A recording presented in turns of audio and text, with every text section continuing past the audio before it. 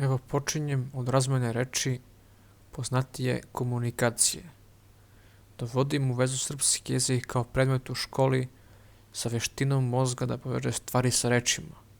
Dakle, poenta je kao da se igraju asocijacije, pravljanje mentalne zbirke reči kao i veština, sa pravilima njihovog korišćenja u raznim bitnim situacijama, kuća, prodavnica i tako dalje. To je ono kao da se uvežbaju razne situacije, to je simulacija situacije. Dobar dan, treba mi hleb. Na primer, ja sam u školi imao vežbu gdje smo simulirali dolazak na slavu. Ovdje može da se ubaci matematika, samo umjesto ove reči da se kaže sposobnost izražavanja stvari u vidu brojeva, simbola, grafika i tako dalje, što je u bliskoj vezi sa likovnom umetnošću, gdje je viši cilj da se prevede nešto drugo u sliku i neku simboliku. Zatim raspoznavanje i pravljanje muzike kao način da se prikažu emocije, to jest osjećanja i tako dalje. Evo jednog nesvakidašnjeg primjera, recimo ako postoji slika koja pokazuje kakvog je ukusa banana, to jest izaziva sličnu emociju.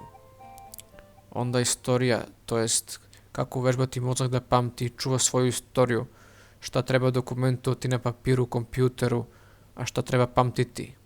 Zatim koji su najbitniji podaci u vezi prošlosti lokalne zajednice, a koji za državu, koji za planetu i tako dalje, kao i razlog zašto je to bitno. Geografija, ali nekako više kao osposobljavanje, orijentacije u prostoru i pravljanje unutrašnje mape. Na primjer, kako doći do prijatelja, prodavnice, škole i tako dalje. Kao odgovor na pitanje kako pronaći izlaz iz lavirinta. Onda ishrana, najbitnija komponenta opstanka. Skoro svaka stambena jedinica ima kuhinju. Sad, da li treba da postoji centar za to ili na svakom koraku da bude prisutna hrana kao u prirodi, nisam siguran, ali uglavnom i jedno i drugo. Sad, fizička aktivnost, pored osnovne discipline i održavanje organizma da funkcioniše normalno, to jest balansiranje mišića zbog nedostatka pokreta prilikom svakodnevne aktivnosti, osnovna higijena, pranje ruku, kućni poslovi i tako dalje.